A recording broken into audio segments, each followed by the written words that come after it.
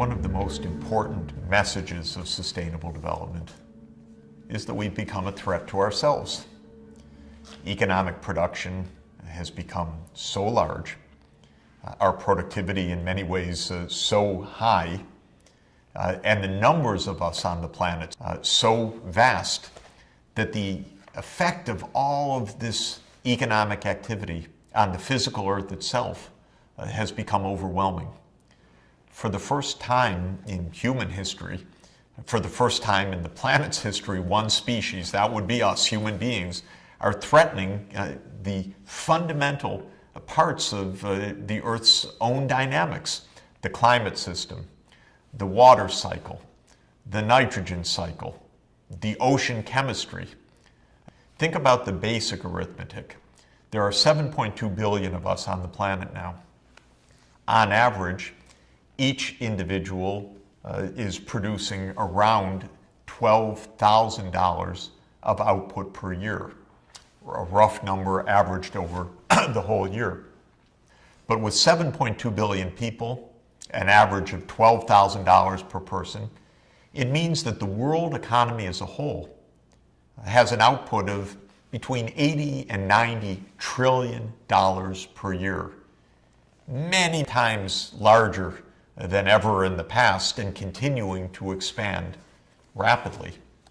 And the result of all of that in the water we're using, the energy that we're burning, the land that is being devoted to feeding the planet, the chemicals that are produced, and the pollution that results from that, poisoning the air and the waterways, is leading to an unprecedented environmental crisis. One of the things that's notable about this crisis is that it's felt by rich and poor alike. Have a look at my own city, swimming for survival during the superstorm that we experienced in October and November 2012, what we called Hurricane Sandy. But halfway around the world, same year, Beijing experienced massive flooding. Or take a look at Bangkok in the astounding floods of October 2011. Again, a major world city underwater, deluged by unprecedented rains. And as in all of these cases, a huge setback for the economy, loss of life, massive loss of property, billions or tens of billions of dollars of damage, and an unsettled global economy because a disruption in one part of the world, in a world of interconnected production, of supply chains that stretch across the world, mean that a flood in Bangkok can disrupt automobile production or computer production all over the world because of components or factories that can't get to market during these disasters.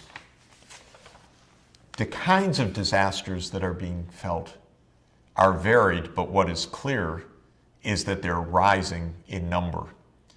What we call hydrometeorological shocks or disasters, water and weather related, whether it's deluges, extreme storms, hurricanes and typhoons of huge impact, storm surges and floods as swept over Manhattan or Beijing or Bangkok, massive droughts that lead to the remarkable and shocking phenomenon you see here of terrible forest fires that spread across the American West in 2012. These kinds of varied storms, shocks, heat waves, droughts, floods have become the new normal for the world. In fact, it's part of a world that is so new and so stark that the scientists, notably the geologists, have given our age even a new name. They call it the Anthropocene, a new word that comes from its Greek roots, anthropos and scene. Anthropos meaning human, scene meaning epoch or age of the earth.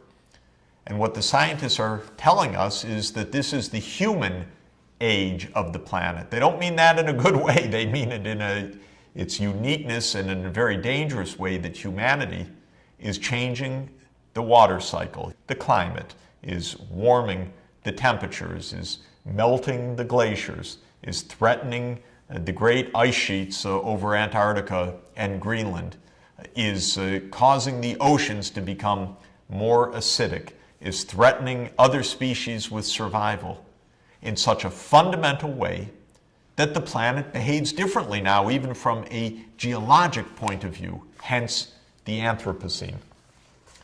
One of the main drivers of these changes is humanity's massive use of coal, oil, and natural gas, three energy sources we call fossil fuels.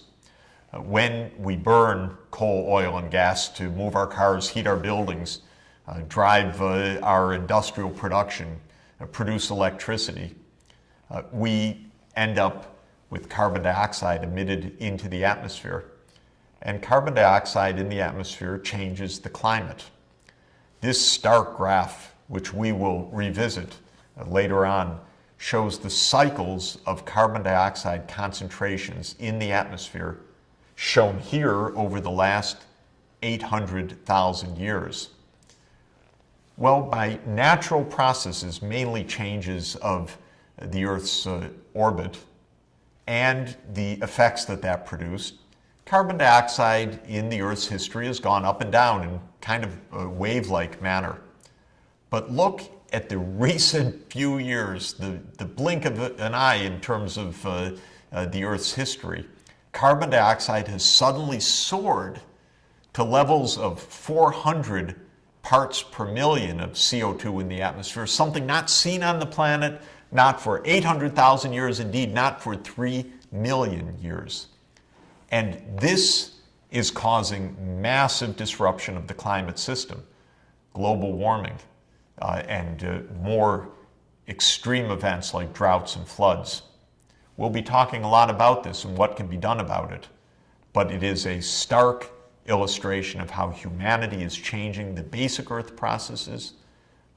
A group of scientists got together a few years ago and noted that it's not only the carbon dioxide in the air, but many other things that we're doing, the way we're using water, the way that we're putting nitrogen-based fertilizers into the soil to help crop productivity, but putting it on in such large amounts that the nitrogen cycle itself is affected.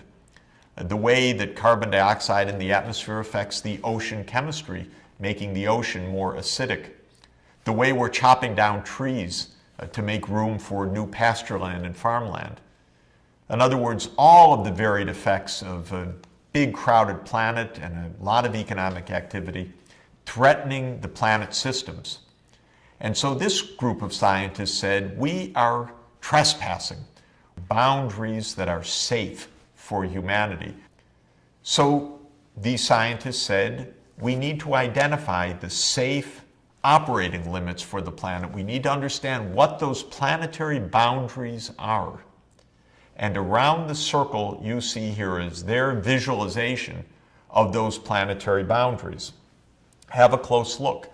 Climate change, ocean acidification, ozone depletion, the nitrogen cycle, the phosphorus cycle, global freshwater use, changes in land use, loss of biodiversity, driving other species to extinction, that is, aerosol loading, the particles we're putting into the atmosphere through industrial processes, and chemical pollution, poisoning air and waterways. These are planetary boundaries that we trespass at profound risk for ourselves and for our children.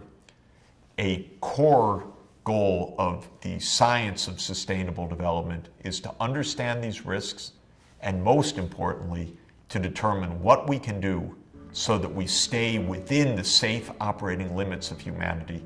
We honor and respect these planetary boundaries as we continue to improve our well-being. It's the combination of economic prosperity, social inclusion, ending poverty, and ensuring environmental sustainability that is the holistic objective of sustainable development.